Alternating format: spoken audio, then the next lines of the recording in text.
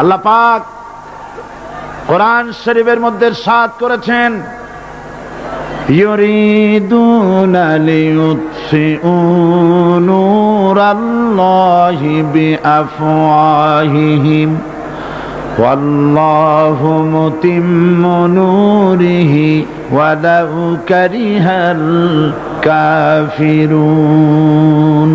ওরা চায় মুখের ফু দিয়ে আমার ইসলামের আলোকে নির্বাপিত করে দেবে।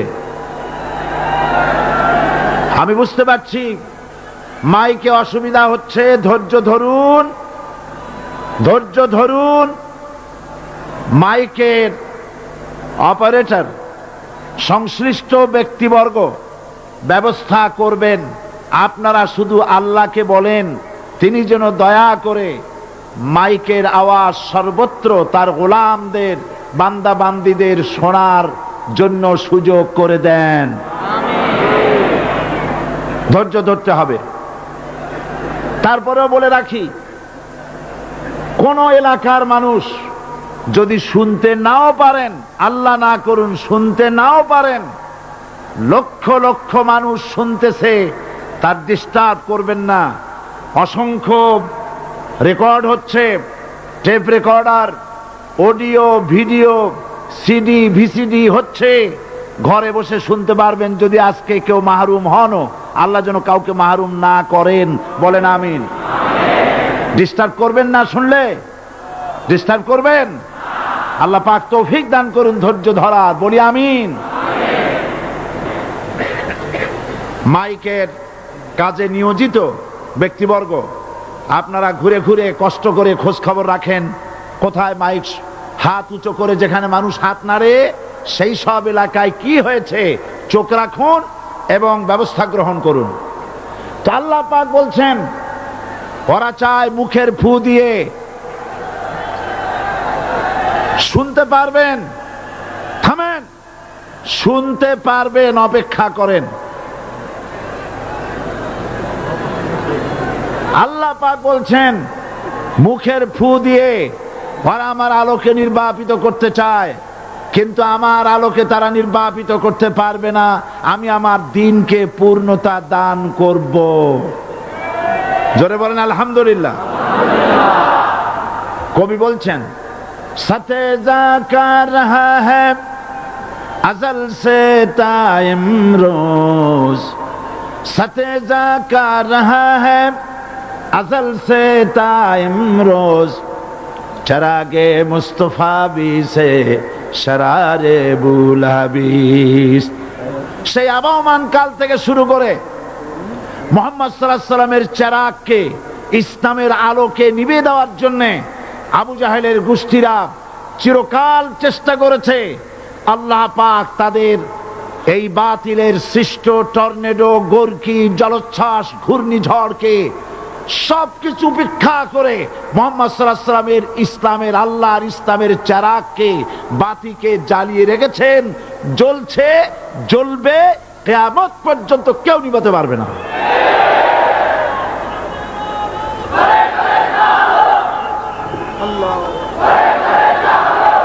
কোরআন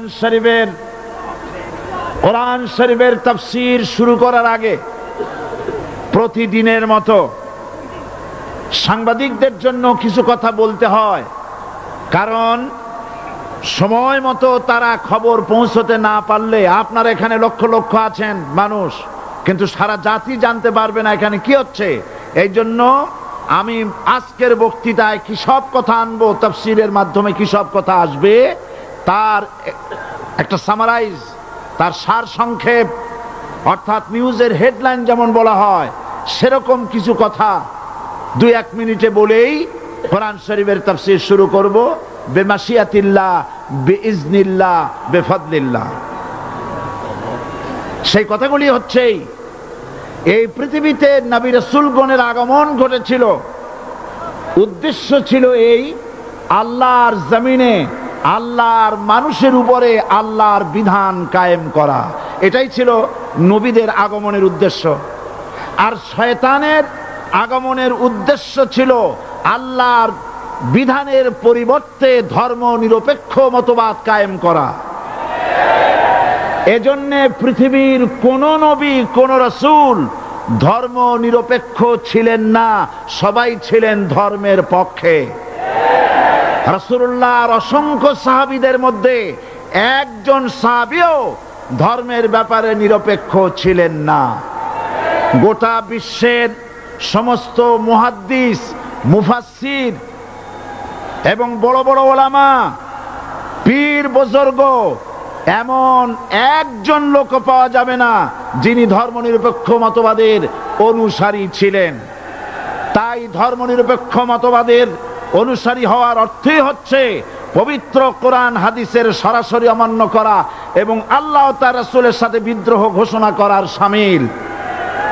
ধর্মনিরপেক্ষ মতবাদ শয়তানের আবিষ্কৃত মতবাদ বলেই দুনিয়ার অধিকাংশ ইহুদি, খ্রিস্টান, মুশরিকরা এই মতবাদের অনুসারী। ইসলাম সম্পর্কে অনভিজ্ঞ পৃথিবীর কিছু কিছু মুসলিম দেশের কিছু কিছু নামধারী মুসলমান ধর্মনিরপেক্ষ মতবাদের ষড়যন্ত্রে পা দিয়েছে। আল্লাহ তাদেরকে রক্ষা করুন। আমরা বলি আমিন, সবাই বলি আমিন। বিশ্বের সমস্ত বিধানগুলোতে সেকুলারিজম, ধর্মনিরপেক্ষ মতবাদের অর্থ করা হয়েছে ধর্মহীনতা এবং ধর্ম বিরোধিতা। এর বাস্তব দৃষ্টান্ত আমরা দেখতে পাই বর্তমান যে সরকার আছে, তাই সেই সরকারের আমলের ভিতরে আমরা এই জিনিসটা দেখতে পাই। সত্য কিনা বলেন? সত্য কিনা বলুন? এই দলটির নাম ছিল আওয়ামী মুসলিম লীগ। এই দলটির নাম ছিল কি? আওয়ামী মুসলিম লীগ। তখন তারা নারায়ে তাকবীর, আল্লাহু আকবার ধ্বনি দিত, স্লোগান দিত। কিন্তু ধর্মনিরপেক্ষ মতবাদ দলীয় আদর্শ হিসাবে গ্রহণ করার কারণে নারায়ে তাকবীর, আল্লাহু আকবার এই স্লোগান তারা বর্জন করেছে। 1972 সনে যখন তারা ক্ষমতায় এলেন, তখন সংবিধানের শিরোনামে মুসলিম প্রথা সিদ্ধ বিসমিল্লাহির রহমানির রহিম তারা পরিত্যাগ করেছিল। সমস্ত বিশ্ববিদ্যালয়ের মনোগ্রাম থেকে ইকরা বিসমি রাব্বিকাল্লাযী খালাক রব্বি জিদনি ইলমা এটাকে তারা বাদ দিয়েছিল। সলিমুল্লাহ মুসলিম হল এই নাম থেকে মুসলিম শব্দ বাদ দিয়েছিল। নজরুল ইসলাম কলেজের নাম থেকে ইসলাম শব্দ বাদ দিয়ে শুধু নজরুল কলেজ করেছিল। এগুলি অসত্য না সত্য? বর্তমান এই সরকার ধর্মনিরপেক্ষ হওয়ার কারণে ইসলাম এবং মুসলিম বিদ্বেষী, তার অসংখ্য প্রমাণ এই জাতির কাছে রয়েছে। দেশের শ্রেষ্ঠ সন্তান হচ্ছে আলেম ওলামা, পীর বুজুর্গ। বলেন সুবহানাল্লাহ। দেশের শ্রেষ্ঠ সন্তান পীর মাশায়েখ আলেম ওলামাদের বিরুদ্ধে কোন জায়গায় কোন দুর্ঘটনা ঘটলেই তাদেরকেই দায়ী করা হয়। হরকুতুল জিহাদ, লাদেন বাহিনী, তালেবান নাম করে আলেমদেরকে গ্রেফতার করে এই সরকার পুলিশ দিয়ে নির্যাতন করেছে সরকার। একথা সর্বজনবিদিত যে সন্ত্রাস এবং হত্যা ধর্ষণের 90% অনুষ্ঠিত হয় কলেজ বিশ্ববিদ্যালয় পড়ুয়াদের মধ্য থেকে। আর চরিত্র সৃষ্টির শ্রেষ্ঠ কারখানা মাদ্রাসাগুলি এই সরকার একটা একটা করে বন্ধ করার পরিকল্পনা গ্রহণ করেছে। মাদ্রাসা শিক্ষাকে সংকুচিত করে ফেলছে। শুধু তাই নয়, দেশে অসংখ্য ভালো মন্দ পত্রিকা আছে, আরো রয়েছে ফুটপাতের অসংখ্য অশ্লীল ম্যাগাজিন, পর্ণ পত্রিকা। দেশের অধিকাংশ জাতীয় দৈনিকগুলো হিন্দুস্তানের টাকায় পরিচালিত এবং এগুলি হচ্ছে ইসলামের চরম বিদ্বেষী। সরকার সেগুলিরই পৃষ্ঠপোষকতা করছে, আর্থিক সাহায্য দিচ্ছে, বিজ্ঞাপন দিচ্ছে। আর অন্যদিকে এদেশের মুসলিম জাতিসত্তার প্রতীক, স্বাধীনতা, সার্বভৌমত্ব, অখণ্ডত্বের অতন্দ্র প্রহরী, জননন্দিত 12 কোটি মুসলমানের কলিজার সাথে সম্পর্ক দৈনিক ইনকিলাব পত্রিকাকে বন্ধ করার ষড়যন্ত্র হিন্দুস্তানের গোলাম সরকার হাতে নিয়েছে।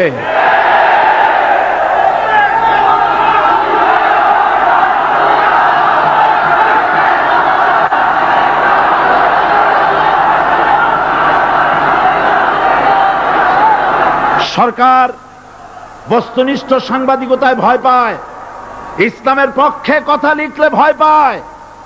এজন্য তারা দৈনিক ইনকিলাব এবং তার পরিবারের গায়ে হাত দেওয়ার প্রস্তুতি নিয়েছে। দৈনিক ইনকিলাবের সম্পাদকের গায়ে যদি হাত দেওয়া হয়, ইনকিলাব যদি বন্ধ করে দেওয়া হয়, সারা বাংলাদেশ অচল হয়ে যাবে।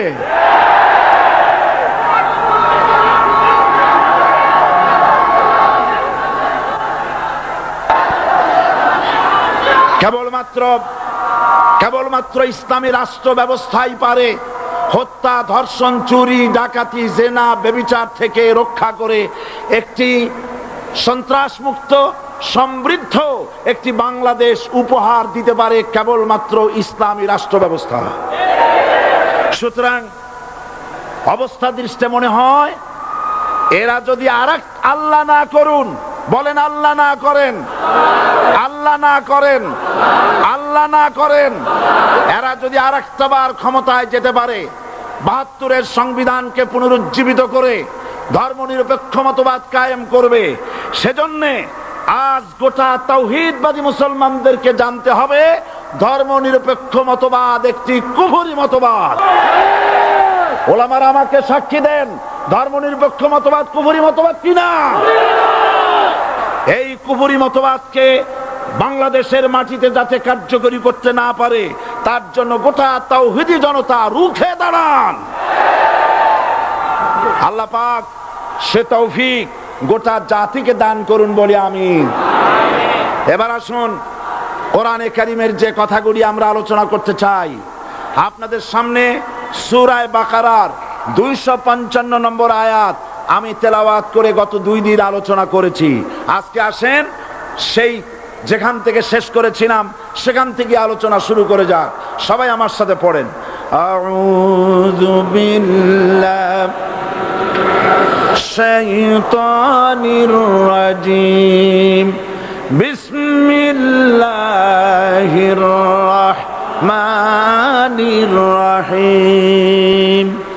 আল্লাহু লা ইলাহা ইল্লা হুয়াল হাইয়ুল কাইয়্যুম, লা তাখুযুহু সিনাতুন ওয়ালা নাওম, লাহু মা ফিস সামাওয়াতি ওয়া মা ফিল আরদ, মান যাল্লাযী ইয়াশফা'ু ইনদাহু ইল্লা বিইذনিহি, يعلم ما بين أيديهم وما خلفهم ولا يحيطون بشيء من علمه إلا بما شاء، وسع كرسيه السماوات والأرض ولا يؤوده حفظهما وهو العلي العظيم। صدق الله العظيم। আমি এই সূরার এই আয়াতে আলোচনা করতে গিয়ে আপনাদের সামনে বলেছিলাম কোরআন শরীফের সর্বশ্রেষ্ঠ আয়াত হচ্ছে হাদিস অনুযায়ী কোন আয়াত? আয়াতুল কুরসি। আল্লাহ পাকের সার্বভৌমত্বের পরিচয় এই আয়াতে কারিমার মধ্যে আল্লাহ পাক দিয়েছেন। গত 2 দিন আমরা আল্লাহ পাকের সার্বভৌমত্ব এবং তার পরিচয় সম্পর্কে আলোচনা করেছি। আজকে সামনের দিকে আমরা এগোতে থাকবো যতদূর আলোচনা করা যায়। আল্লাহ পাক বলছেন, আল্লাহু লা ইলাহা ইল্লা হুয়াল হাইয়ুল কাইয়্যুম। আল্লাহ হচ্ছেন তিনি যিনি ছাড়া কোনো ইলাহ নাই। লা ইলাহা ইল্লাহু, তিনি ছাড়া কোনো ইলাহ নাই, সার্বভৌমত্বের মালিক কেউ নাই। এই যে লা ইলাহা, কোনো ইলাহ নাই, আমরা কালেমার মধ্যে এই কথাটা বলি। আমাদের কালেমায়ে তাইয়্যিবা আমরা কি উচ্চারণ করি? লা ইলাহা ইল্লাল্লাহু মুহাম্মাদুর রাসূলুল্লাহ। জোরে পড়েন লা ইলাহা লা ইলাহা ইল্লাল্লাহু মুহাম্মাদুর রাসূলুল্লাহ। লা ইলাহা, কোন ইলাহ নাই। এই দাওয়াত দিয়েছেন দুনিয়ার সমস্ত পয়গম্বর। এটা কি শুধু রাসূলুল্লাহর দাওয়াত ছিল? সমস্ত নবীদের স্লোগান ছিল একটা। সমস্ত নবীদের স্লোগান ছিল কয়টা? সবাই বলুন, কি সেই স্লোগান? লা ইলাহা ইল্লাল্লাহ। কোরআন শরীফের ভিতরে ইলাহ শব্দ 147 বার এসেছে। লা ইলাহার অর্থ যদি এই হয়, কোন উপাস্য নাই আল্লাহ ছাড়া, কোন মাবুদ নাই আল্লাহ ছাড়া, মুহাম্মদ সাল্লাল্লাহু আলাইহি ওয়াসাল্লাম আল্লাহর প্রেরিত রাসূল, তাহলে তো এত ঝঞ্ঝাট হওয়ার কথা ছিল না। আপনারা বলেন, নবীরা যখনই এই দাওয়াত দিয়েছেন লা ইলাহা ইল্লাল্লাহ, তখন সংঘর্ষ হয়েছে কিনা? হয়েছে কিনা? বাধা আসছে কিনা? তাহলে এই কথাটা কি, যার কারণে এরকমের বাধা আসে? লা ইলাহা ইল্লাল্লাহ, এর চাইতে বিপ্লবাত্মক, এর চাইতে রিভলিউশন সৃষ্টিকারী কথা আল্লাহর আকাশের নিচে জমিনের উপরে আর একটাও হতে পারে না। লা ইলাহা ইল্লাল্লাহ। ইলাহ শব্দের অর্থ শুধু উপাস্য আর মাবুদ নয়। ইলাহ শব্দের অর্থ হচ্ছে আইনদাতা, ইলাহ শব্দের অর্থ হচ্ছে শাসনকর্তা, ইলাহ শব্দের অর্থ হচ্ছে বিধানদাতা। তো লা ইলাহা যখন একটি লোক ঘোষণা করে, তার অর্থ দাঁড়ায় কোনো আইনদাতা নাই, বিধানদাতা নাই, শাসনকর্তা নাই, কারো আইন মানি না, বিধান মানি না, শাসন মানি না, আল্লাহ ছাড়া। কে ছাড়া? আল্লাহ ছাড়া। এই কালেমার দাওয়াত যখন পয়গম্বরেরা দিয়েছেন, তখন 3 শ্রেণীর লোকেরা বাধা দিয়েছে। বলেন কয় শ্রেণী? সবাই বলেন। 3 শ্রেণীর লোকেরা বাধা দিয়েছে। লক্ষ্য করুন। 1 নম্বরে বাধা দিয়েছে রাষ্ট্র শক্তি। 1 নম্বরে বাধা দিল কারা? 2 নম্বরে বাধা দিয়েছে ধনাঢ্য ব্যক্তিবর্গ। 3 নম্বরে বাধা দিয়েছে যারা কায়েমি স্বার্থবাদী ধর্মীয় শক্তি। এই 3টি শ্রেণী সমস্ত নবীদেরকে বাধা দিয়েছে। সেই বাধা অতীতে যারা দিত, এখন আর দেয় না নাকি? এখনো দেয়। দেখুন, এই কালেমার দাওয়াত হযরতে মূসা আলাইহিস সালামকে যেদিন আল্লাহ পাক প্রথম ওহী দিলেন, এই দাওয়াত শুধু রাসূল দেন নাই, আল্লাহ পাক বলছেন প্রত্যেক নবী তার জাতিকে এই দাওয়াত দিয়েছেন। কি?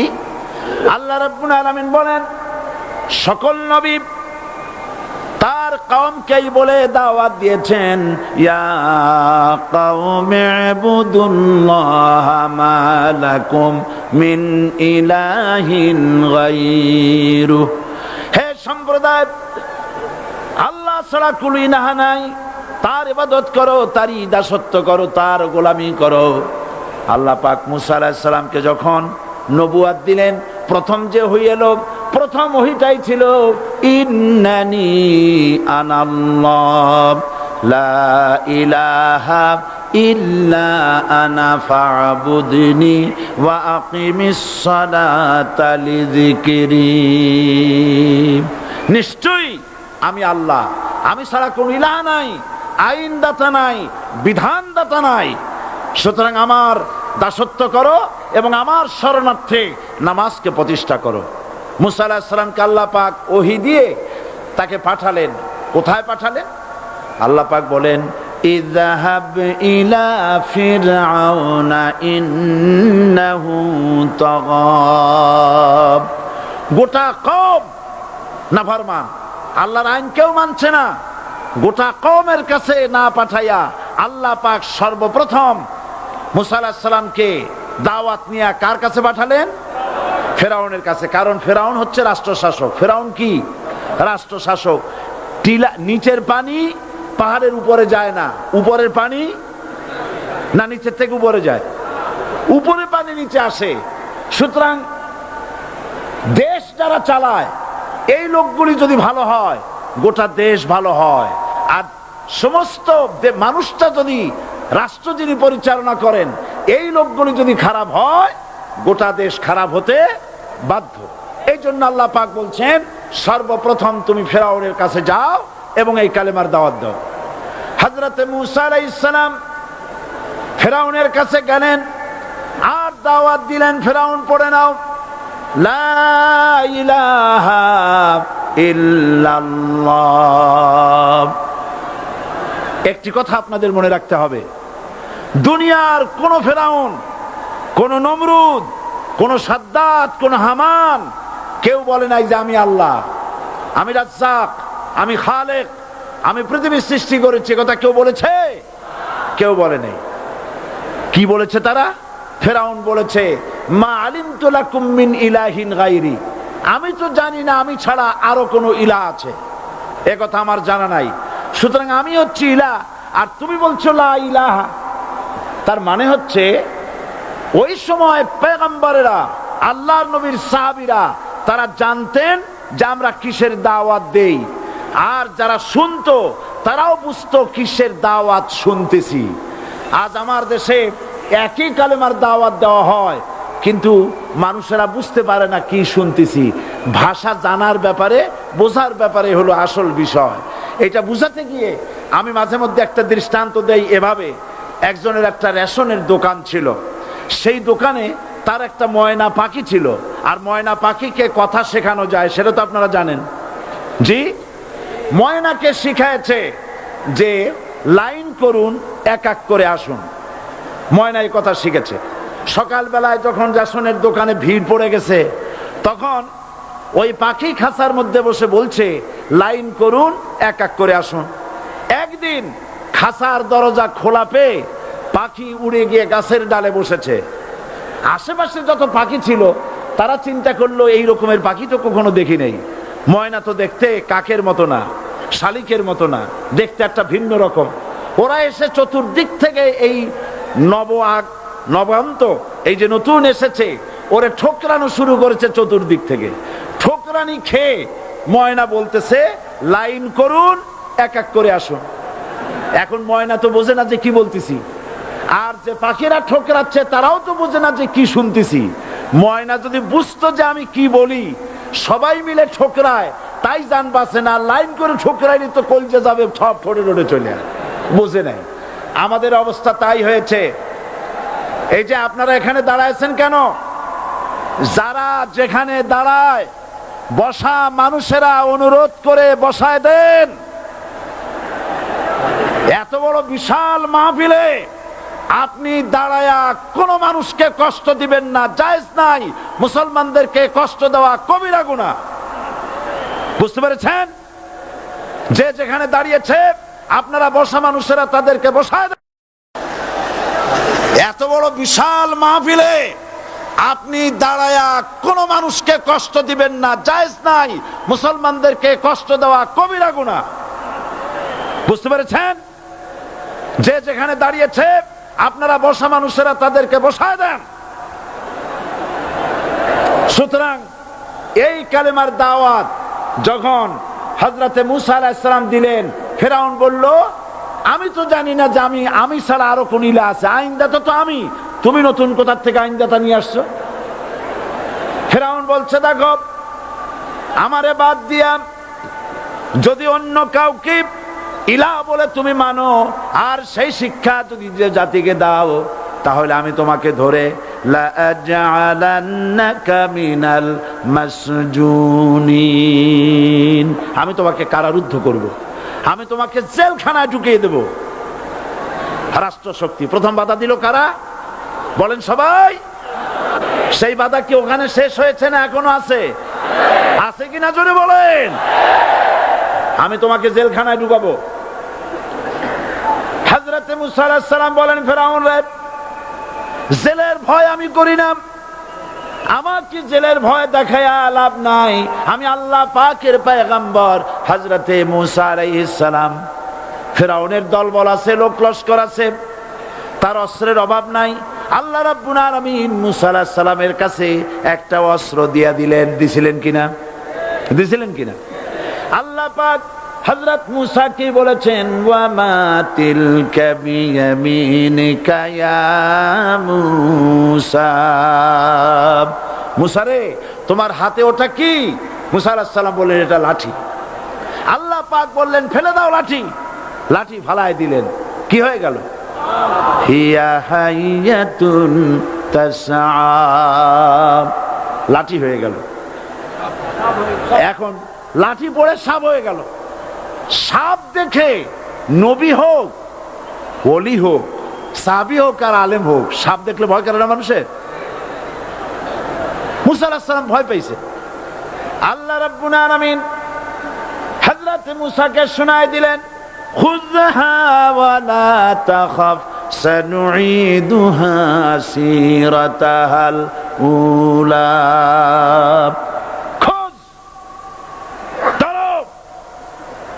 লা তাখাফ, ভয় পেও না।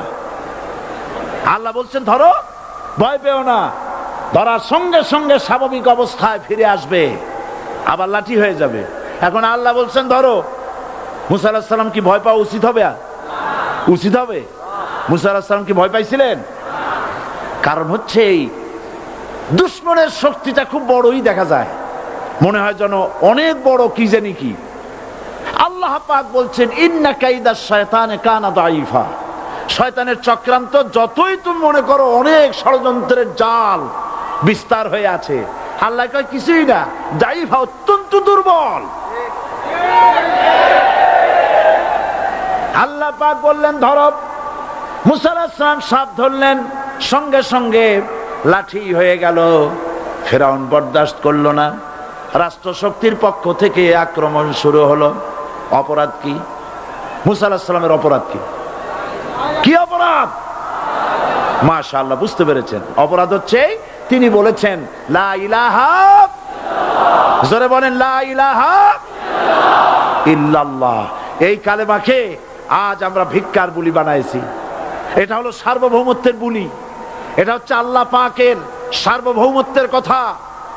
আজ আমরা মানুষের কাছে আমরা শুনি, মানুষেরা ভিক্ষা চায়, লা ইলাহা ইল্লাল্লাহ, এক মুঠ চাউল দেন, লা ইলাহা ইল্লাল্লাহ 10 খান পাই দেন। এই হচ্ছে কালেমার জিকির। আবার কেউ কেউ জিকির করতেছে লা ইলাহা আস্তে, ইল্লাল্লাহ জোরে, এমন জোরে কলব সাফ করে, কলব তাতে থাকলেও পারে, গেলেও পারে। এই কালেমার জার, এর আঘাত পয়গম্বররা মেরেছেন। হযরতে মূসা আলাইহিস সালাম যখন বলেছেন লা ইলাহা ইল্লাল্লাহ, এই ধাক্কা ফিরআউন বরদাস্ত করতে পারে নাই। দরিয়ায় নীলের ভিতরে আল্লাহ পাক ডুবাইয়ে শেষ করে দিয়েছেন, দেন নাই? হযরতে মূসা আলাইহিস সালাম তার উম্মতেরা দরিয়ার পাশে বসে দ্বীনি কথাবার্তা বলতেছেন। এমন সময় ফিরআউন, তার শত্রু হচ্ছে মূসা আলাইহিস সালাম। শত্রু কেন? মূসা কি ফিরআউনের পাকা ধানে মই দিয়েছে নাকি? বলেন আপনারা। তার হালের গরু পিটায় মারছে নাকি? অপরাধ হলো তিনি আল্লাহর জমিনে আল্লাহর আইন প্রতিষ্ঠার কথা বলেছেন। এই শুধুমাত্র এই অপরাধে ফিরআউন তার দলবল নিয়ে 3 দিক থেকে আক্রমণ করেছে। মূসা আলাইহিস সালামের উম্মতেরা ভয় পেয়ে গেছেন।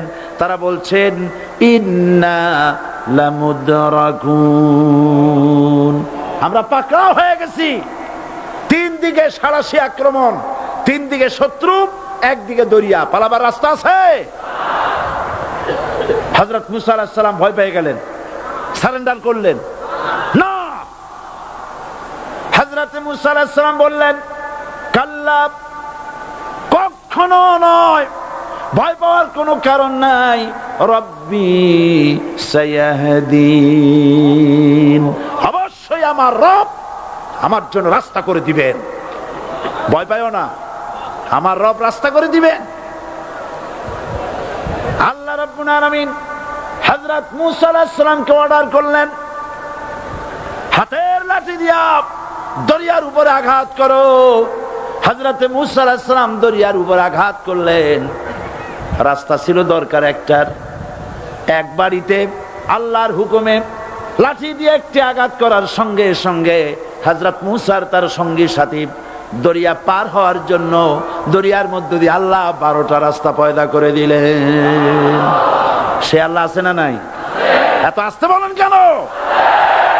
ভয় পাওয়ার কারণ আছে? রাষ্ট্র শক্তি বাধা দিয়েছে সমস্ত নবীদেরকে। কেন? নবীদের চরিত্র খারাপ? জোরে বলেন, নবীদের চরিত্র খারাপ? নবীদের চাইতে মাসুম বেগুনাহ উন্নত চরিত্রের মানুষ আল্লাহর আকাশের নিচের জমিনের উপরে আর হয় নাই। তোমরা যে সামনে তাদের পিছনে দৌড়াও, অমুকের সৈনিক, নেতা নেতা করে মরো, এইসব নেতা যাদের পিছনে দৌড়াও, এই নেতাগুলি, আমি জিজ্ঞেস করি আপনাদেরকে, এই নেতাগুলি জীবনে একবারও জেনা করে নাই? এ ব্যাপারে অনুসারীরা আপনারা কি নিশ্চিত? মিথ্যা কথা জীবনেও কয় নাই, প্রতারণা করে নাই, ঠাট্টা করে নাই, বিদ্রুপ করে নাই, মদ খায় নাই, মানুষ হত্যা করে নাই। কিসের নেতা? নেতা হচ্ছেন সেই ব্যক্তি যিনি বলেছেন, ও আমার স্ত্রীরা, ও আমার সাহাবীরা, রাতের আধারে আমার মধ্যে যা আচরণ দেখতে পাও, দিনের আলোতে আমার মধ্যে যা দেখতে পাও, সবগুলি খুলে খুলে মানুষের কাছে বলে দাও। তার নাম বিশ্বনবী মুহাম্মদ রাসূলুল্লাহ সাল্লাল্লাহু আলাইহি ওয়াসাল্লাম।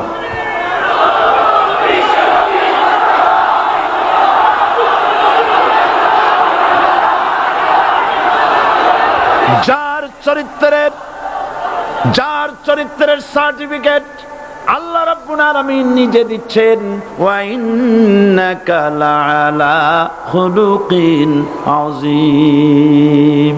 নবী হে, উন্নত চরিত্রের উপরে আপনি প্রতিষ্ঠিত। সুবহানাল্লাহ। কে সার্টিফিকেট দিচ্ছেন? আযীম, আযীম।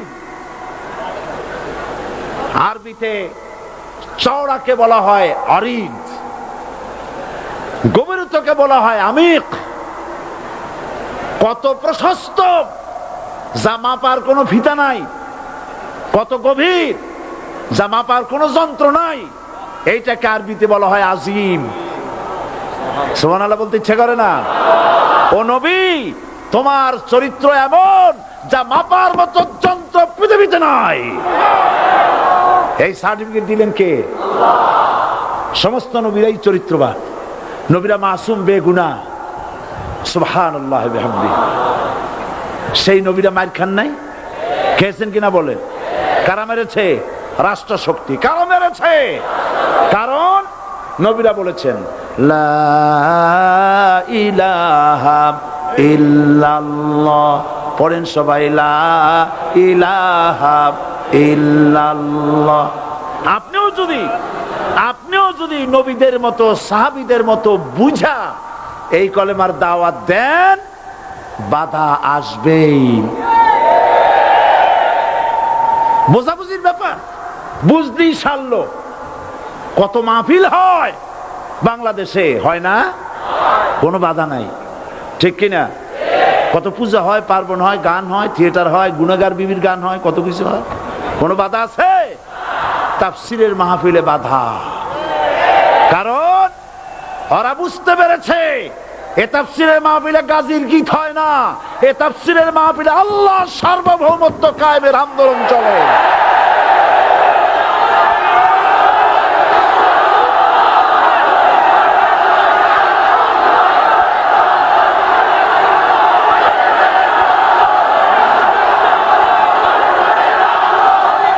এবার দেখুন, এবার কলেমা বোঝেন, কালেমা বুঝুন।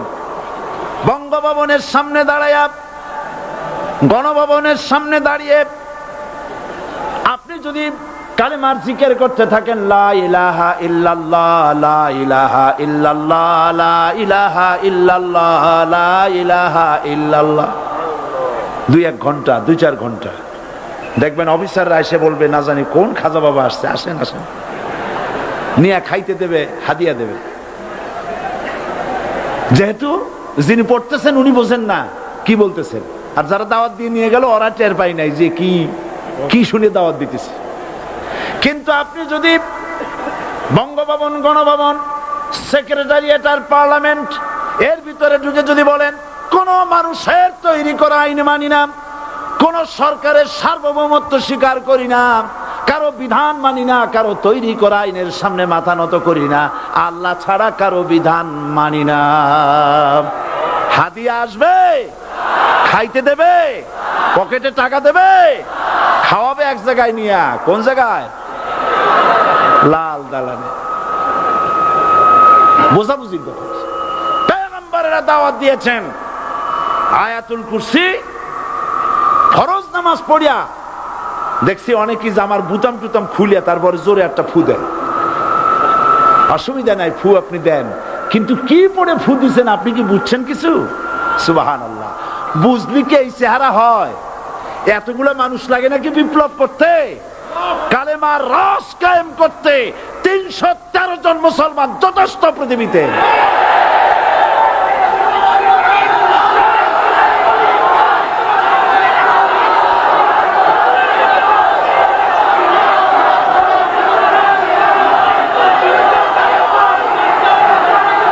আল্লাহ পাক কোরআনে কারীমের মধ্যে আল্লাহ পাক বলেছেন এমন একজন নবী পাঠাই নাই, ইয়া হাসরাতান আলাল ইবাদ, বান্দার উপরে আফসোস। আহারে, কে বলতেছেন? আমার আল্লাহ। বলেন আমার আল্লাহ। তিনি আফসোস করছেন, আফসোস। একজন পয়গম্বর এমন পাঠাইলাম না, একজন রাসূল পাঠাইলাম না যার সাথে এরা ঠাট্টা করে নাই, বিদ্রুপ করে নাই, পাগল বলে নাই, মারে নাই। আহা, অপরাধ আল্লাহর সার্বভৌমত্ব প্রতিষ্ঠার অপরাধ। হযরত ইব্রাহিম আলাইহিস সালাম তিনি যখন এই কালেমার দাওয়াত দিয়েছেন নমরুদের বিরুদ্ধে, নমরুদ বলেছে মান আসাদ্দু মিন্না কুওয়া, আমার চাইতে শক্তিশালী আর কে আছে? আনা রব্বুকুমুল আলা, আমি তোমাদের বড় প্রভু। নাউজুবিল্লাহ। কই থেকে একটা তুমি বলছো লা ইলাহা ইল্লাল্লাহ, আমি তো ইলাহ।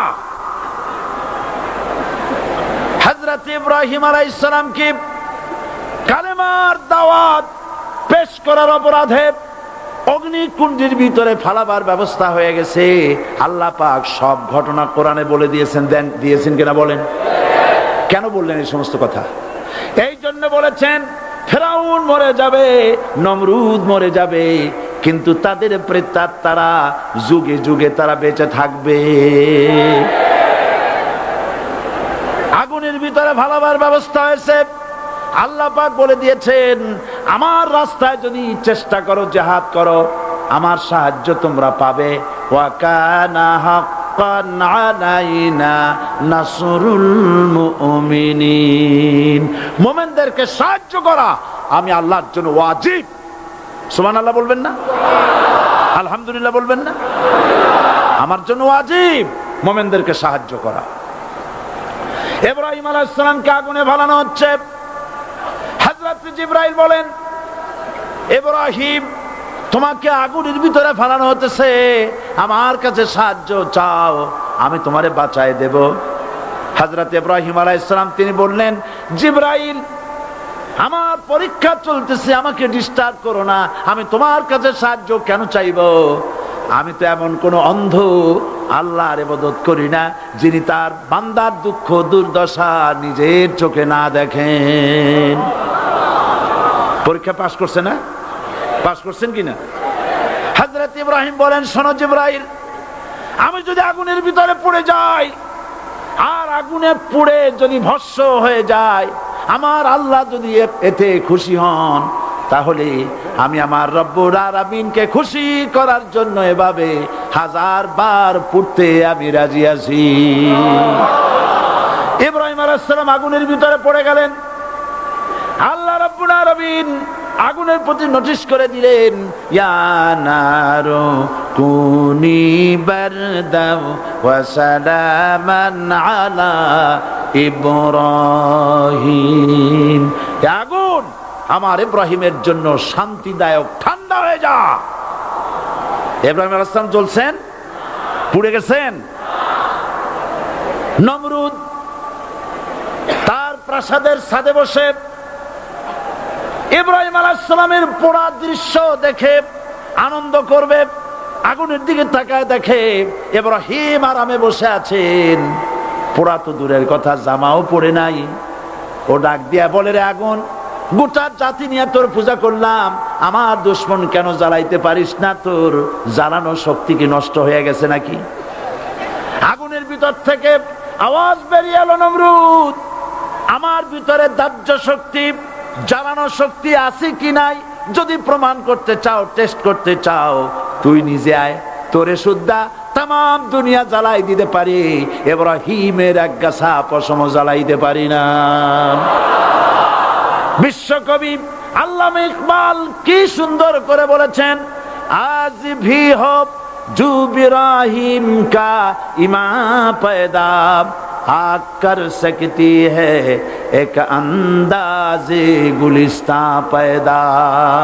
ইব্রাহিমের ঈমান যদি আজও কোথাও হয় বিদ্যমান, করতে পারেন অগ্নিকুণ্ডে খুবসুরত এক গুলিস্তান। এখনো যদি ইব্রাহিমের সন্তানদেরকে আগুনের মধ্যে ফেলে দেওয়া হয়, আর ইব্রাহিম ঈমান যদি থাকে, আগুনকে ফুলের বাগান বানাবার ক্ষমতা আল্লাহর আছে। চিরকাল আল্লাহ পাক এই কালেমাকে দিয়েছেন আল্লাহর সার্বভৌমত্বকে প্রতিষ্ঠা করার জন্য। আয়াতুল কুরসি শুধু পড়ে বুকে ফু দেওয়ার জন্য নয়। পড়েন আমার সাথে, আল্লাহু লা ইলাহা ইল্লাহু আল হাইয়ুল কাইয়্যুম। দুনিয়ার সমস্ত পয়গম্বর অত্যাচারিত হলেন, শুধু তাই নয়, বিশ্ব নবী আখিরি জামানার পয়গম্বর নবী মুহাম্মদ রাসূলুল্লাহ সাল্লাল্লাহু আলাইহি ওয়াসাল্লাম জাতির কাছে আসলেন। তিনি এসে বললেন, ইয়া আইয়ুহান নাস কুলু লা ইলাহা ইল্লাল্লাহ। প্রথম দাওয়া শুনছেন কথা? রাসূলুল্লাহ বলছেন, ও জাতি, আমার রাসূল তো মক্কার রাসূল না শুধু, মদিনার রাসূল না শুধু, আরবি ভাষা ভাষীদের রাসূল না শুধু, আমার নবী কি নবী? চিল্লায় বলেন। তাই তিনি বলেছেন, ও বিশ্বের মানবতা, বিশ্বের মানব গোষ্ঠী, যদি মুক্তি পেতে চাও, নাজাত পেতে চাও, উচ্চারণ করো, বিশ্বাস করো, আমল করো, বলো লা ইলাহা ইল্লাল্লাহ। জোরে পড়েন, লা ইলাহা ইল্লাল্লাহ, লা ইলাহা ইল্লাল্লাহু মুহাম্মাদুর রাসূলুল্লাহ।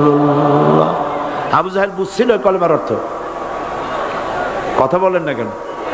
আবু জাহেল বুঝছিল? উতবা, সাইবা, মুগিরার গোষ্ঠীরা বুঝছিল? বুঝেছে। তারপরে তারা চিন্তা করলো যে সর্বনাশ তো করছে, লা ইলাহা, কোন ইলাহা নাই, আইনদাতা নাই, বিধানদাতা নাই, তাহলে আমরা কি ঘরে বসে বসে কি করব? উনি নতুন একজন ইলাহ নিয়ে আসছে, আল্লাহ ছাড়া কোন ইলাহ নাই, তাহলে আমাদের কাজটা কি? প্রথমে তারা চেষ্টা করলো যে একটু দেখি নরম নরম ভাবে হয় নাকি। চলে গেল আবু তালেবের কাছে, আসে না দিছে, বললো, আবু তালেব, তুমি তো কুরাইশদের নেতা, তোমার ভাইয়ের ছেলে কয়টাই কি? কি আশ্চর্যজনক কথা! লা ইলাহা ইল্লাল্লাহ, আল্লাহ ছাড়া কোনো ইলাহ নাই, তা আমরা করব কি? তোমার ভাতিজাকে বুঝাও লা ইলাহা ইল্লাল্লাহর দাওয়াত বন্ধ করে দিক, এর বিনিময়ে টাকা লাগে টাকা দেব, সোনা লাগে সোনা দেব, যত সুন্দরী মেয়ে চায় তাও দেব, নেতৃত্ব চায় তাও দেব, তবু যেন কালেমার দাওয়াত না দেয়। আসিনে কা হাদিসে আছে কিনা? নবীজি যখন বাড়ি ফিরলেন, চাচা আবু তালেব নিজের কলিজার টুকরা সন্তান হযরত জাফর আলীর চাইতে তিনি ভালোবাসতেন কলিজার মতো করে মুহাম্মদ সাল্লাল্লাহু আলাইহি সাল্লামকে। বলছে, বাবা, এমন কথা কেন বলো যাতে লোকেরা খেপে যায়? এই কথাগুলি বলো না, ওরা আমার কাছে এই সব প্রস্তাব দিয়ে গিয়েছে। রাসূলুল্লাহ প্রস্তাব শুনে এগ্রি করলেন? জি। আমার নবী বলেন, ও আমার চাচা আবু তালেব, প্রস্তাবকারীদেরকে শুনিয়ে দিন। হুজুরের সাথে তখন অনেক লোকজন নাকি? অনেক অস্ত্রপাতি? কিচ্ছু নাই, আল্লাহর শক্তি ছাড়া কিছুই না। আমার নবী বলেন, ও আমার চাচা আবু তালেব, প্রস্তাবকারীদেরকে শুনিয়ে দেন, যেটা দেওয়া সম্ভব সেটা তো দূরের কথা, যেটা দেওয়া সম্ভব নয় তাও যদি তারা দিতে পারে আমারে, যেমন আকাশের সূর্যটা ধরে এনে ওরা যদি আমার ডান হাতে তুলে দেয়, আকাশের পূর্ণিমার চাঁদটা ধরে যদি বাম হাতে আমার তুলে দেয়, এর বিনিময়ে এক মুহূর্তের জন্য তাওহীদের দাওয়াত আমি বন্ধ করে দেব না। সুবহানাল্লাহ।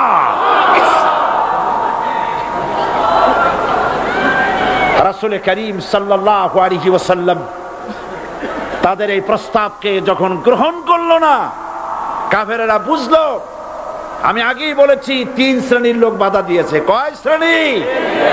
প্রথম শ্রেণী কি? রাষ্ট্র শক্তি, তাদের হাতে অস্ত্রপাতি তো খুব শক্তি, আর যারা একবার ক্ষমতায় যায় ওরা মনে করে এই ক্ষমতা থেকে আমাদেরকে কেউ নামাইতে পারবে না।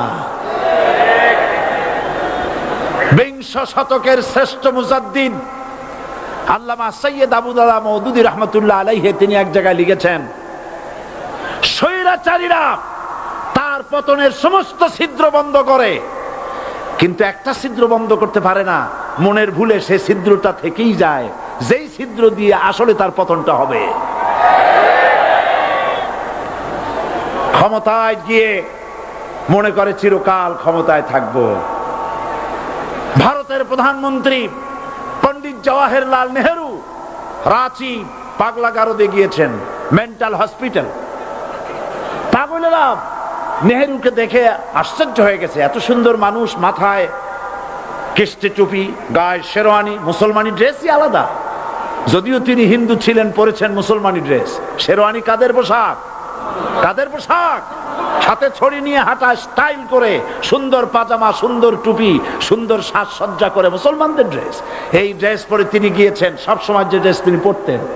পাগলেরা জিজ্ঞেস করছে, তুমি কে গো? উনি বলছেন, আমারে চেনো নাই? আমি ভারতের প্রধানমন্ত্রী পণ্ডিত জওয়াহরলাল নেহেরু। পাগলেরা বলছে, ও সেই কথা। আমরাও যখন এই হসপিটালে আসছিলাম এই তোমার মতো লম্বা লম্বা কথা আমরাও বলছি, থাকো আমাদের সাথে কিছুদিন, তোমার মাথাও ঠান্ডা হয়ে যাবে।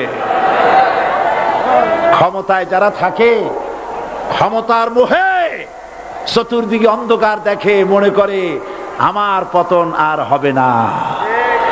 কিন্তু তোমাকে বধিবে যে গোকুলে বাড়ি শেষে। গাড়ির চাকা সব সময় উপরে থাকে না, গাড়ির চাকা সব সময় উপরে থাকলে গাড়ি তো চলবেই না, গাড়ির চাকা ঘোরে বলেই তো গাড়ি চলে। সুতরাং এই উপরে তোমার চাকা উপরে এখন আছে বলে, তোমার দলের চাকা উপরে আছে বলে যারা মানুষের উপরে জুলুম করছো, আলেমদেরকে ধরতেছো, মুসল্লিদেরকে ধরে ধরে জেলে ঢুকাচ্ছ, সময় আসবে এমন ইন্দুরের গর্ত অপমানা পালাবার জন্য।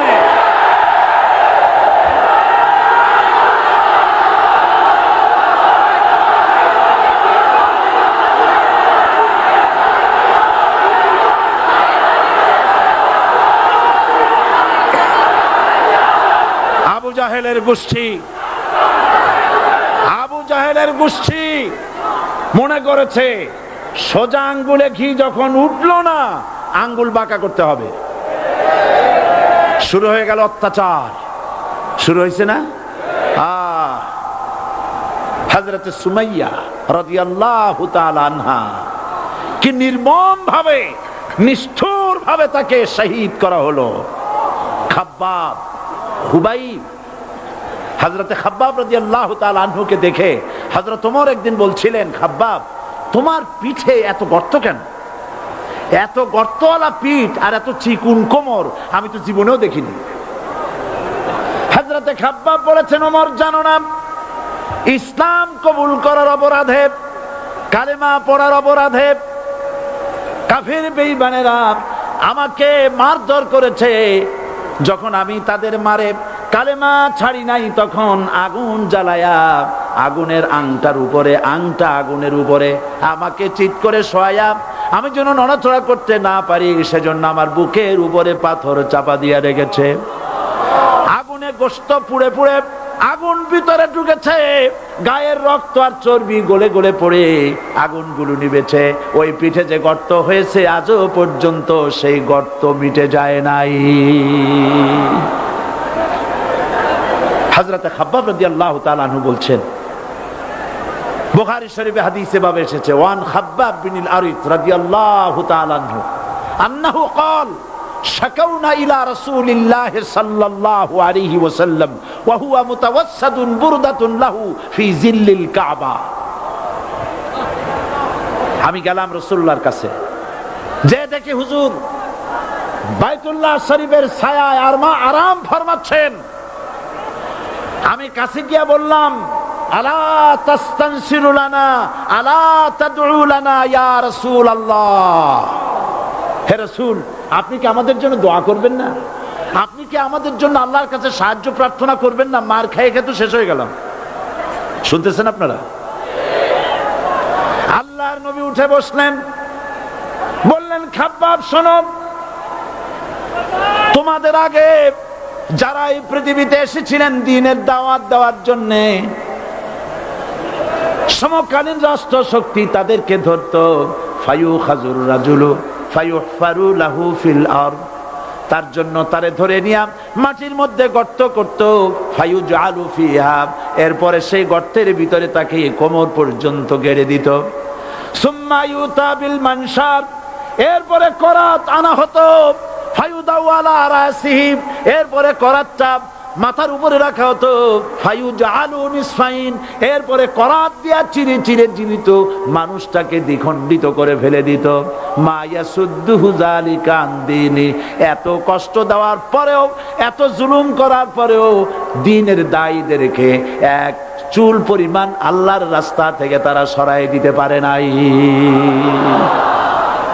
ওয়াল্লাহি, ও খাব্বাব, আমি আমার আল্লাহর নামে কসম করি। মুসলমান কে কসম করতেছে? আল্লাহ রাসূল। আমি আমার আল্লাহর নামে কসম করি, ওয়াল্লাহি লা ইউতাম্মান্নাল্লাহু হাযাল আমর হাত্তা ইয়াসির রাকিবু মিন সানা ইলা হাযরামাউত। সেদিন বেশি দূরে নয়, ইয়েমেনের রাজধানী সানা থেকে শুরু করে সৌদি আরবের হাযরামাউত পর্যন্ত হাজার হাজার মাইল, এই দীর্ঘ পথে যুবতী নারী তার সৌন্দর্যের পশ্চা নিয়া, আর ধনাঢ্য ব্যক্তিরা সওদাগরেরা তাদের টাকা পয়সা নিয়া একাকে নিয়ে অথবা দলবদ্ধ ভাবে মানুষেরা যাতায়াত করবে। লা ইয়াখাফু ইল্লাল্লাহ, মানুষের মনের মধ্যে কোনো ভয় থাকবে না। এমন একটা সময় আসবে, ওয়ালাকিন্নাকুম তাস্তাজিলুন, অথচ তোমরা বড্ড তাড়াহুড়ো করছো। তাড়াহুড়ো করো না, অপেক্ষা করো, ধৈর্য ধরো, মার খাও, জেলে যাও, শহীদ হও, আল্লাহর রাজ কায়েম হবেই হবে।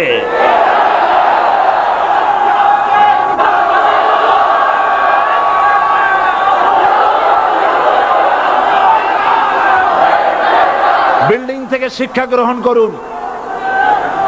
বিল্ডিং, ইমারত, দালান থেকে শিক্ষা গ্রহণ করুন। এই যেটা দালান আছে না পাশে, দেখতে পাচ্ছেন? এই দালান কি দিয়ে তৈরি করা হয়েছে বলেন? ইট। সমস্ত ইটেরা যদি ধর্মঘট করত, আমরা কেউ মাটির তলায় যাব না, কেউ আমরা আগুনে পুড়ে ঝামা হব না, পিক হব না, কেউ আমরা টুকরা টুকরা হব না, সবাই থাকবো উপরে উপরে, তাহলে কি দালান হইতো নাকি? এই বিল্ডিং নির্মাণ করতে গিয়া ইটের যে স্যাক্রিফাইস, হাজার হাজার ইটকে পিক হতে হয়েছে, পুড়ে যেতে হয়েছে, খোয়া হতে হয়েছে, ভেঙে টুকরা টুকরা হয়ে 50 ফিট মাটির নিচে যেতে হয়েছে, তারপরে ইমারত গঠন হয়েছে, সুন্দর দালান তৈরি হয়েছে। যারা ইসলামী শাসন চান, আল্লাহর দ্বীনকে বিজয়ী দেখতে চান, তাদেরকে অসংখ্য মানুষকে পোড়া ইটের মতো জেলখানায় পুড়ে পুড়ে মরতে হবে, অসংখ্য মানুষকে ফাঁসির কাস্টে ঝুলতে হবে, গায়ের রক্ত দিতে হবে, শহীদ হতে হবে, তারপরে ইসলামের ইমারতটা কায়েম হয়ে যাবে। শায়ের, কবি কি সুন্দর করে বলছেন, কবি সুন্দর করে বলছেন, ये शहादत गाहे उल्फत में कदम रखना, ये शहादत गाहे उल्फत में कदम रखना लोग समझते हैं आसा है मुसलमान होना। মানুষেরা মনে করে মুসলমান হওয়া খুব সহজ জিনিস। না, মুসলমান হওয়ার অর্থ হলো শাহাদাতের ঈদগাহে শামিল হয়ে যাওয়া।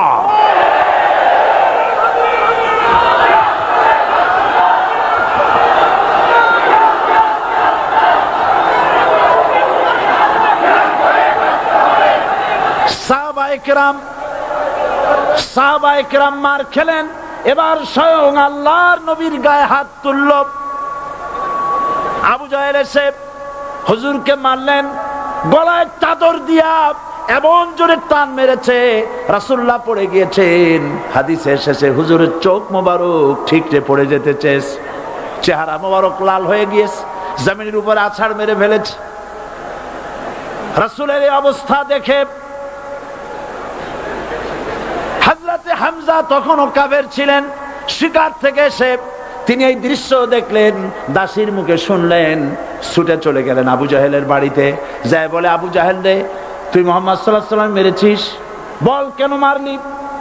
এমন ভালো মানুষ তো জীবনেও চোখে দেখি নাই, যিনি কোনো মিথ্যা কথা বলেন না, ভালো ভালো কথা বলেন, এক আল্লাহর গোলামি করার জন্য বলেন। এই সব ভালো কথা বলার জন্যই তুই তারে মারলি নাকি? আরে আবু জাহেল, তুই কি মনে করেছিস মুহাম্মদ সাল্লাল্লাহু আলাইহি ওয়াসাল্লাম তার পিতা আব্দুল্লাহ মারা গেছে বলে মুহাম্মদ সাল্লাল্লাহু আলাইহি ওয়াসাল্লাম এতিম হয়ে গেছে মনে করেছিস নাকি? জেনে রাখ, মুহাম্মদ সাল্লাল্লাহু আলাইহি ওয়াসাল্লামের পিতা আব্দুল্লাহ মারা গেছে, কিন্তু চাচা হামজা তো মরে যায় নাই। হাতের ধনুক দিয়া এমন জোরে আঘাত মারলেন, আবু জাহেলের মাথা ফেটে রক্ত ফিনকি দিয়ে বেরিয়ে এলো। হযরতে হামজা ঘরে ফিরে এসে রাসূল করিম সাল্লাল্লাহু আলাইহি ওয়াসাল্লামের মস্তক মোবারক কোলে উঠায় নিলেন আর বললেন, বাবা, তোমাকে মেরেছে বলে আমি আবু জাহেলের মাথাটা ফাটাই দিয়ে আসছি, তুমি খুশি হও। হুজুর বলছেন, চাচা, কার মাথা ফাটাইছো এইটা বলে আমারে খুশি করতে পারবা না। হযরতে হামজা বলেন, তুমি কি হলে খুশি হবে? হুজুর বলেন, হামজা চাচা গো, আমি খুশি হব যদি একটিবার চাচা তোমার মুখে শুনতে পাই ঈমানের কালেমা। হযরতে হামজা বলেন, মুহাম্মদ সাল্লাল্লাহু আলাইহি ওয়াসাল্লাম, আমি বুঝতে পেরেছি তুমি কোনো সাধারণ মানুষ নও। সাধারণ মানুষ হলে পরে তুমি প্রতিশোধে বিশ্বাসী হতে, খুশি হতে। প্রতিশোধে বিশ্বাসী হও নাই, তুমি অবশ্যই আল্লাহর নবী, কোনো সন্দেহ আমার নাই। তুমি সাক্ষী থাকো, আমি পড়ে নিলাম, লা ইলাহা ইল্লাল্লাহু মুহাম্মাদুর রাসূলুল্লাহ। জোরে পড়ে, লা ইলাহা ইল্লাল্লাহু মুহাম্মাদুর রাসূলুল্লাহ। ঘাবড়াবার কারণ নাই। এর অর্থ এই নাই যে আপনারা কালেমার দাওয়াত দিবেন আর রাষ্ট্রশক্তি আপনারে পিটাইতেই থাকবে, আপনার কোনদিন আপনার সুদিন ফিরে আসবে না। বিষয়টা কি এমন না। আমার আল্লাহর ওয়াদা শুনুন, ওয়ালা তাহিনু ওয়ালা তাহজানু ওয়া আনতুমুল আলাউনা ইন কুনতুম মুমিনিন। মুমিন যদি হও আমি তোমাদেরকে বিজয় দান করব। সুবহানাল্লাহ বলেন। আজ যদি আমাদের উপরে বিপদ এসে থাকে তাহলে তার একমাত্র কারণ পূর্ণাঙ্গ ঈমানের অভাব আমাদের মধ্যে রয়েছে, ঠিক কিনা? আজ পৃথিবীতে সব থেকে মার খায় কারা? চিল্লায় বলো। আলজেরিয়ায় কারা? বসনিয়ায় কারা? চেচনিয়ায় কারা? প্যালেস্টাইনে কারা? আহা, প্যালেস্টাইনের মুসলমানদেরকে মেরে মেরে শেষ করে দিল। দেখছেন ছবিতে না? দেখেন না? প্যালেস্টাইনের মুসলমানদের যে কে যখন মারা হচ্ছে, বাংলাদেশের প্রধানমন্ত্রী তখন আমেরিকায় ক্লিনটনের সঙ্গে কথা বলতেছেন। তিনি ক্লিনটনের কাছে তার পিতৃ হত্যার জন্য দায়ী সাজাপ্রাপ্ত 3 জন ব্যক্তিকে ফেরত চাচ্ছিলেন। আমার দৃষ্টিতে এটা কোনো অপরাধ নয়। সন্তান তার পিতার প্রতি আকর্ষণ থাকবেই। আমার আপত্তি সেখানে আপনি প্রধানমন্ত্রী শুধু শেখ পরিবারের প্রধানমন্ত্রী নন, শুধু আওয়ামী লীগের প্রধানমন্ত্রী হওয়া উচিত নয় আপনার। আপনি পৃথিবীর দ্বিতীয় বৃহত্তম বাংলাদেশের 12 কোটি মুসলমানের প্রধানমন্ত্রী।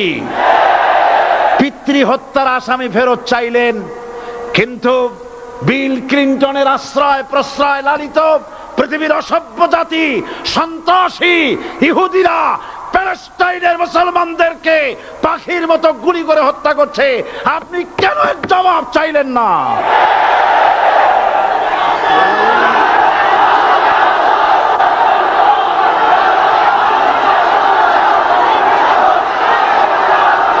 জবাব জবাব আপনি চাইতে পারবেন না, কারণ মুনাফিকদের সাহস হয় না, সাহস হয় মুমিন ব্যক্তির। বিল ক্লিনটনকে বলা দরকার ছিল, এই ইসরায়েলকে তোমরাই বসিয়েছো, মধ্যপ্রাচ্যের বিষ ফোড়ায় পরিণত করেছো তোমরা। তবে হ্যাঁ, যুরিবাত আলাইহিমুজ যিল্লাতু ওয়াল মাসকানা ওয়া বাউ বিগাদাবিন মিনাল্লাহ। আল্লাহর গজব আসবে, ইহুদিরা পৃথিবী থেকে নিশ্চিহ্ন হবেই হবে ইনশাআল্লাহ। দেখেছেন তাকায়া, প্যালেস্টাইনে ইসরায়েলিরা হেলিকপ্টার, গানশিপ, কামান, বোমা নিক্ষেপ করছে, আর প্যালেস্টাইনের শিশু কিশোর যুবকেরা ইহুদিদের নিক্ষিপ্ত বোমা আর কামানের মোকাবেলা করতেছে পাথর দিয়ে। আমি আমার অন্তরের অন্তঃস্থল থেকে ধন্যবাদ জানাই, মোবারকবাদ জানাই খালিদ বিন ওলীদের উত্তরসূরি, খাব্বাব খোবাইবের উত্তরসূরি প্যালেস্টাইনের ওই সব যুবকদেরকে যারা কাফের বেঈমান ইহুদিদের মোকাবেলা করতেছে ইট আর পাথর দিয়ে। আর আমি আমার অন্তরের অন্তঃস্থলের সমস্ত ঘৃণা দিয়ে আমি ধিক্কার জানাই পৃথিবীর মুসলিম শাসকদেরকে, যারা মুসলমানদের মার দেখে চুপ করে যারা বসে আছে।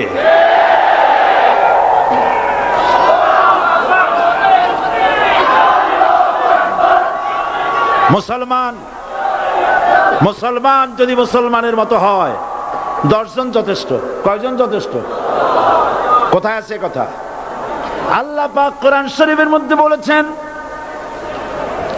একজন যদি হও ইমানদার মুত্তাকি 10 জনের উপরে বিজয়ী হবে, 10 জন যদি হও 100-এর উপরে বিজয়ী হবে, 100 যদি হও 1000-এর উপরে বিজয়ী করব। জোরে বলেন সুবহানাল্লাহ। কবি বলতেছেন, ফিজায়ে বদরে পয়দা কুন ফেরেশতে তেরি নুসরত কো উতার সকতে গর্দুঁ সে কতর অন্দর কতর আবি। বদরের মুসলমানদের মতো ঈমান আনো, তাহলে আকাশ থেকে কাতারে কাতারে ফেরেশতা নাজিল করে দিয়ে আল্লাহ পাক তোমাদেরকে সাহায্য করবেন। সুবহানাল্লাহ। সে আল্লাহ আছে না নাই? জোরে বলেন, আছে না নাই?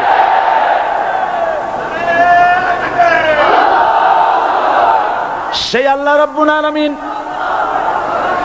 কোরআনে কারীমের ভিতরে আয়াতুল কুরসির মধ্যে বলে দিয়েছেন, আল্লাহু লা ইলাহা ইল্লা হুয়াল হাইয়ুল কাইয়্যুম।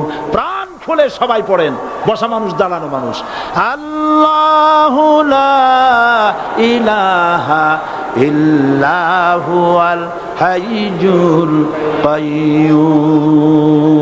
আল্লাহ রাব্বুল আলামিন, তিনি ছাড়া কোনো ইলাহ নাই, তিনি সার্বভৌমত্বের মালিক কেউ নাই আল্লাহ ছাড়া। এই কথা মানুষকে ঘোষণা করতে হবে। বাধা, এই কথা বললেই বাধা দেবে কয় শ্রেণীর লোক? 3 শ্রেণী। প্রথম শ্রেণী হচ্ছে কে? রাষ্ট্রশক্তি। আজও তারা বাধা দিচ্ছে। আল্লাহর আইন দিয়ে দেশ চালাও, তারা তাদের মন মর্জি মোতাবেক আইন দিয়ে দেশ চালাবে। আল্লাহ পাক বলছেন, আলা আলাহুল খালকু ওয়াল আমরু। সৃষ্টি যার, আইন চলবে তার। কারো বাবার আইন চলতে পারে না, নিজেদের তৈরি করা আইন চলবে না। ইনিল হুকমু ইল্লা লিল্লাহ। একমাত্র আইন চলবে কার? এই আইন রাসূল করিম সাল্লাল্লাহু আলাইহি ওয়াসাল্লাম মদিনায় কোরআন দিয়ে প্রতিষ্ঠিত করেছিলেন। আল্লাহর বিধান, আল্লাহর সার্বভৌমত্ব কায়েম করেছিলেন। কোরআন সংবিধান হলো চুরি বন্ধ হলো, ডাকাতি বন্ধ হলো, জেনা বন্ধ হলো, হত্যা বন্ধ হলো, ধর্ষণ বন্ধ হলো, সব কিছু বন্ধ হয়ে গিয়ে মুসলমানেরা শান্তি লাভ করলো, পৃথিবীর মানুষ শান্তি লাভ করলো। সুবহানাল্লাহ বিহামদিহি। আজ মুসলমানেরা শত্রু চেনে না, বন্ধু চেনে না। বন্ধুকে বানাইছে শত্রু, শত্রুকে বানাইছে বন্ধু। কে বন্ধু কে শত্রু চিনাই দিবেন কে? আল্লাহ। বলেন কে দিবেন? আল্লাহ রাব্বুল আলামিন কোরআনে কারীমের মধ্যে পরিষ্কার করে বলেছেন, লাতাজিদান্না শাদ্দান নাসি আদাওয়াতান লিল্লাযীনা আমানুল ইয়াহুদা ওয়াল্লাযীনা আশরাকু। আল্লাহ পাক বলছেন, হে রাসূল, মানুষের ভিতরে দুইটা শ্রেণী মুমিনদের জন্য সবথেকে জঘন্য দুশমন। কয়টা শ্রেণী? দুইটা। একটা হলো ইহুদ আর একটা হলো মুশরিক। একটা হলো ইহুদি আর একটা হলো মুশরিক। এটা হলো তোমাদের দুশমন। আর আজ আমাদের দেশে, পৃথিবীর বিভিন্ন দেশে মুসলমানেরা মুশরিকদের সঙ্গে সম্প্রীতি বাড়াচ্ছে, মুসলমানদের সাথে শত্রুতা বাড়াচ্ছে। আজ আমার দেশে পূজা পার্বণে বাধা নাই। পূজা পার্বণে বাধা আছে? পূজা পার্বণে বাধা নাই। বাধা কোথায়? কোরআন শরীফের তাফসীর মাহফিলে। কোরআনের তাফসীরের মাহফিলে বাধা দেওয়া হচ্ছে। গান বাজনায় 144 ধারা নাই, কিন্তু কোরআন শরীফের মাহফিলে 144 ধারা দেওয়া হচ্ছে। যারা দিচ্ছে তারা আবার ওমরাও করে, হজও করে। ওরা আমাদের বলে আমরা নাকি ধর্মের নামে রাজনীতি করি। বলে না? আমরা নাকি ধর্মের নামে রাজনীতি করি। আমি বলি, ধর্মের নামে আমরা রাজনীতি করি না, আমরা ধর্মীয় রাজনীতি করি। কথাটা বুঝে আসছে কিনা? ধর্মের নামে রাজনীতি তো সেই ব্যক্তি করে 1996 সনের নির্বাচনের আগে যিনি মাথায় পট্টি বেঁধেছিলেন, যিনি শপথ গ্রহণের সময় হাতে তসবিহ পরেছিলেন। ধর্মের নামে রাজনীতি তিনি করেছেন। আজ অনেকগুলি ডিগ্রি পেয়েছেন তিনি, অনেকগুলি ডিগ্রি পেয়েছেন। কয়টা? মুখস্থ হয়ে গেছে আপনাদের। শকুনেরা, শকুন যদি গরুর গোশত কিনে খাওয়া লাগতো, 80 টাকা কেজি দরে শকুনে এত গোশত কিনে খাইতে পারতো না। লেখাপড়া করে যদি ডিগ্রি নেওয়া লাগতো, এত ডিগ্রি কপালে জুটতো না। পয়সা দিয়া ম্যানেজ করা ডিগ্রি, কিন্তু 9টা নিলে কি হবে? আসল ডিগ্রিটা এখনো বাকি আছে। আসল ডিগ্রি কোনটা? নির্বাচনের আগে পট্টি বেঁধে তসবিহ নিয়ে গোটা জাতিকে যে সফলভাবে প্রতারণা করতে আপনি পেরেছিলেন মহা প্রতারক হিসেবে, সেই ডিগ্রি আগামী নির্বাচনের মোক্ষম সময় জনগণ আপনার গলায় পরায় দেবে।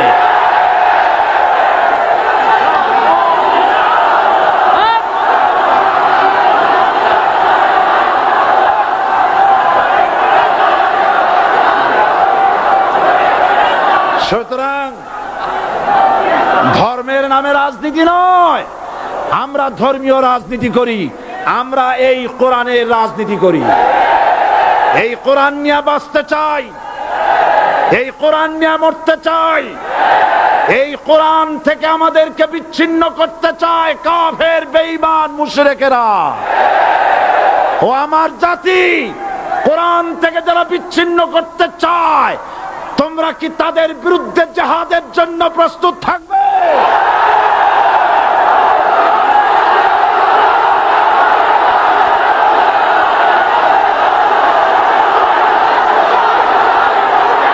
বসেন, বসেন, বসেন, বসেন, বসেন। আমি বুঝতে পেরেছি বিষয়টা কি। আসরের পরের থেকে বসা তো, সুযোগ পাইয়া খাড়া হইয়া কোমর সোজা করলেন। বসেন, সবাই বসেন। কোমর সোজা হয়ে গেছে, বসেন। এত বড় মাহফিল, জীবনে আর একটা পাবো নিশ্চয়তা আছে কি? জোরে বলেন, আছে? আমাকে কথা বলতেই হবে ইনশাআল্লাহ, কারণ আগামীতে আবার আপনাদের সাথে দেখা হবে কিনা আমি জানি না। কথা বলতেই হবে। বসেন, কেউ দাঁড়িয়ে থাকবেন না। আমি দেখতে পাচ্ছি বাংলাদেশের ভাগ্য আকাশে উত্তর গগনে কালো মেঘ জমা হয়েছে, ঝড়ের পূর্বাভাস লক্ষ্য করছি। যদি মোকাবেলা করতে না পারেন সক্ষম ভাবে, এমন অন্ধকার গাঢ় কালো অমাবস্যার রাত আসতে পারে যার সুবে সাদেক হওয়া অসম্ভব। সুতরাং আপনারা কি কাপুরুষের মতো কাফের মুশরিকদের গোলামি করে মরতে চান? বিড়ালের মতো 500 বছর বেঁচে থাকার কোনো লাভ নাই। সিংহের মতো 1 ঘন্টা বাঁচতে চাই। আমাদেরকে বলা হয় সাম্প্রদায়িক উস্কানিমূলক কথা নাকি আমি বলি। পত্রপত্রিকা দিছে না তারা? সাম্প্রদায়িক উস্কানি কথা, সাম্প্রদায়িক উস্কানিমূলক কথা বলি। সেই জন্যই বোধহয় শত শত মুসলিম আমাদের কাছে এসে মুসলমান হয়। মানুষে আর বোকা বানানো যাবে না। যাবে কি?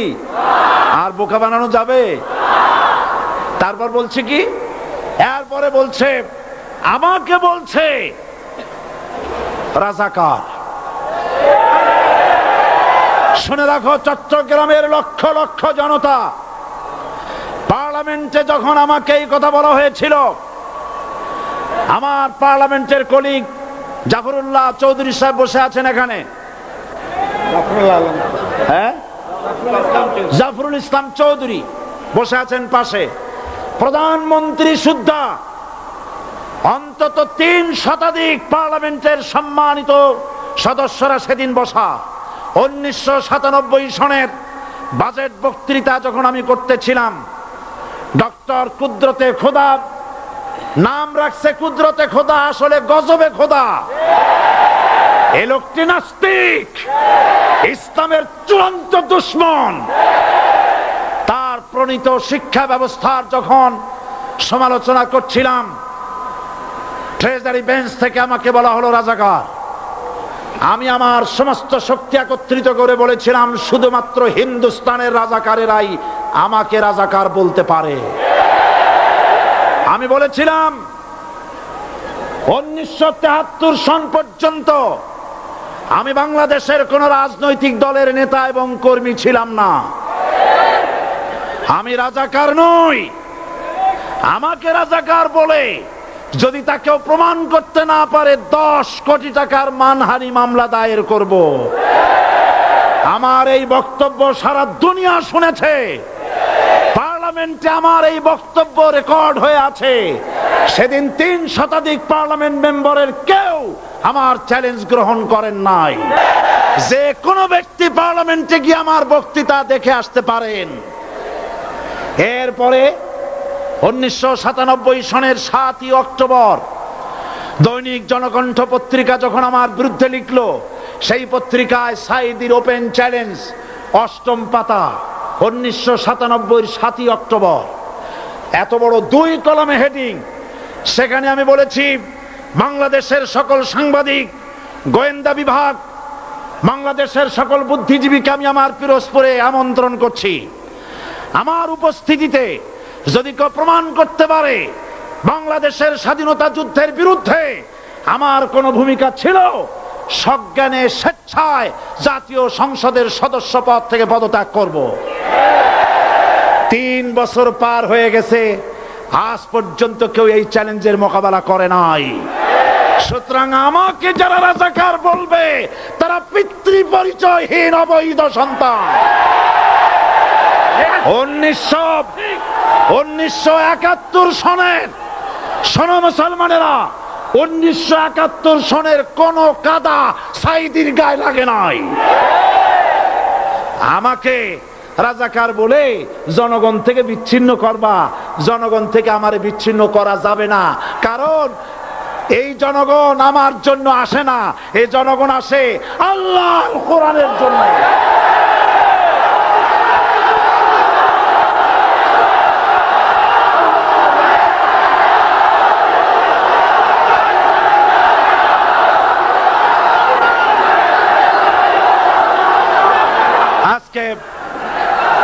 যারা ইসলামের কথা বলে, যারা ইসলামের কথা বলে তারাই রাজাকার, তারাই মৌলবাদী।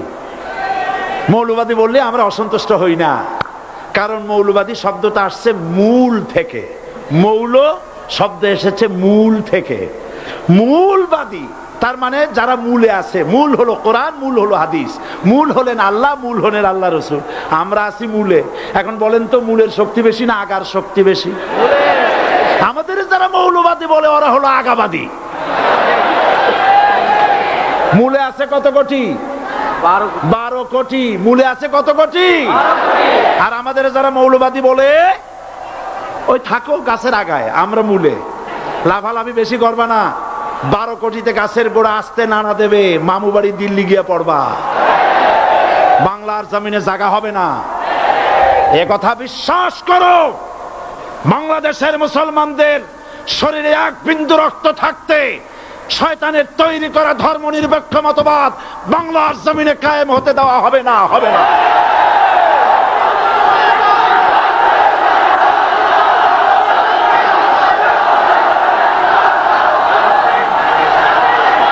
রাসূল করিম সাল্লাল্লাহু আলাইহি ওয়াসাল্লাম কোরআন প্রতিষ্ঠার জন্য আন্দোলন করেছিলেন। আয়াতুল কুরসি আমাদের সে কথাই শিখিয়েছে। আল্লাহ রাব্বুল আলামিন বলেন, আল্লাহু লা ইলাহা ইল্লা হুয়াল হাইয়ুল কাইয়্যুম। প্রাণ খুলে পড়েন, আল্লাহু লা ইলাহা ইল্লা হুয়াল হাইয়ুল কাইয়্যুম। আল্লাহ হচ্ছেন তিনি, যিনি ছাড়া কোনো ইলাহ নাই, আইনদাতা নাই, বিধানদাতা নাই। আমরা মানুষের তৈরি করা আইন মানি না। 12 কোটি মুসলমানের দেশে আইন তৈরি করবে মানুষ, আমরা মানব না। পার্লামেন্টে তৈরি হতে হবে কোরআন দিয়ে, পার্লামেন্টে আইন তৈরি হতে হবে কোরআন দিয়ে। সুতরাং ভয় যতই পান আর যতই ষড়যন্ত্র করেন, 4 দল যখন একত্রিত হয়েছে, ঐক্যবদ্ধ থাকবে, সরকার ঐক্যবদ্ধভাবে গঠন হবে, নির্বাচন ঐক্যবদ্ধভাবে হবে এবং কোরআন হবে, আল কোরআনের পার্লামেন্ট হবে বাংলাদেশে।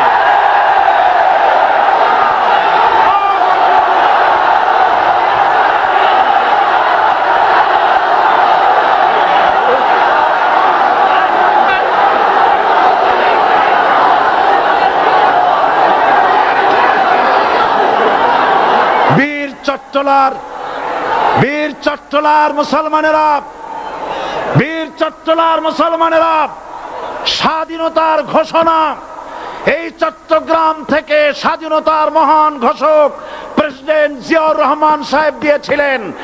এই চট্টগ্রাম থেকেই ইসলামী রাষ্ট্রের ঘোষণা হবে।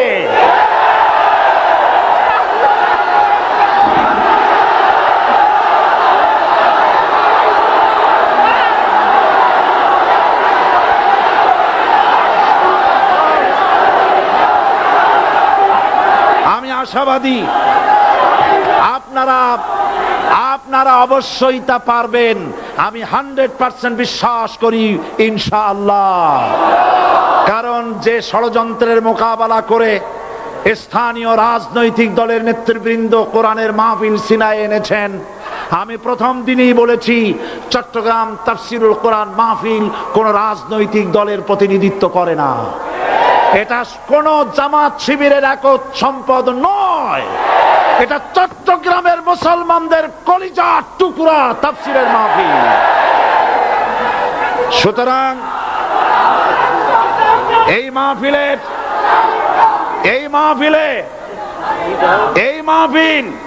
চট্টগ্রামে থাকবে ইনশাআল্লাহ কিয়ামত পর্যন্ত।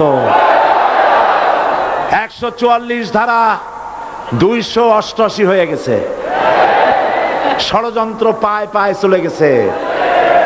আমি ওই সব ছেলেদের বলি, সরকারি দলের ছাত্র হইয়া মুসলমানদের বিপক্ষে যাইও না। এদেশের ভাগ হয়ে গেছে দুটো শিবির, বোঝাই যাচ্ছে। একদিকে ভারতের পা চাটা গোলাম নাস্তিক মুরতাদ শ্রেণীর বুদ্ধিজীবী এবং তাদের মদতপুষ্ট সরকার, আর একদিকে ইসলামী শক্তি, ইসলামী দল আর দেশ প্রেমিক জাতীয়তাবাদী শক্তি। একদিকে হিমালয় পাহাড় আর একদিকে সূচ ইঁদুর। আল্লাহ বিজয় দেবে মুসলমানদের। কাদের বিজয় হবে? বাংলাদেশে কোরআনের রাজ কায়েম হোক, তাকে আপনারা চান? কারা কারা চান দু হাত উঁচু করে দেখান। দাঁড়াবেন না, দাঁড়াবেন না।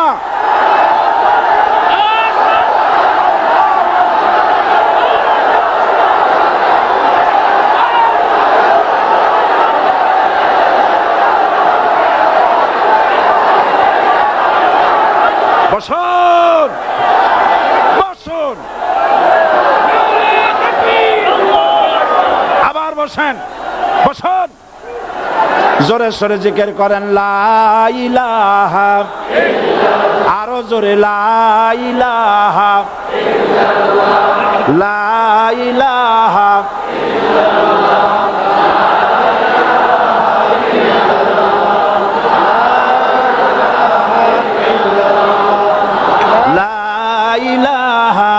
ইল্লাল্লাহ, লা ইলাহা ইল্লাল্লাহ, লা ইলাহা ইল্লাল্লাহ মুহাম্মাদুর রাসূলুল্লাহ। যারা যেখানে দাঁড়িয়েছেন বসুন। তিন শ্রেণীর লোকেরা আল্লাহর কালেমায় বাধা দিয়েছে। কয় শ্রেণী? একটা হলো রাষ্ট্রশক্তি, দুই নম্বরে মনে আছে ধনাঢ্য পুঁজিপতির গোষ্ঠী, ওরাও বাধা দিয়েছে। কারণ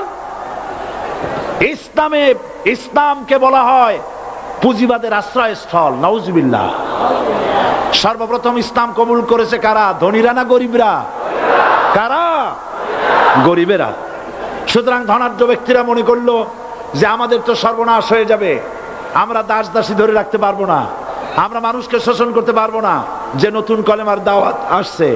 সুতরাং সরকারের হাতকে তারা পয়সা দিয়া শক্ত করেছে আর বলেছে যত টাকা লাগে এই লোকগুলারে ঠ্যাঙ্গান। আজও আছে কিনা? তা আছে কিনা? তিন নম্বরে বাধা দিয়েছে ধর্মের নামের এক শ্রেণীর কায়েমি স্বার্থবাদী শক্তি, যার সম্পর্কে সূরা তাওবায় আল্লাহ পাক বলেছেন ইন্না কাসীরাম মিনাল আহবারি ওয়ার রুহবান লা ইয়াকুলুনা আমওয়ালান নাস বিল বাতিল ওয়া ইয়াসুদ্দুনা আন সাবিলিল্লাহ।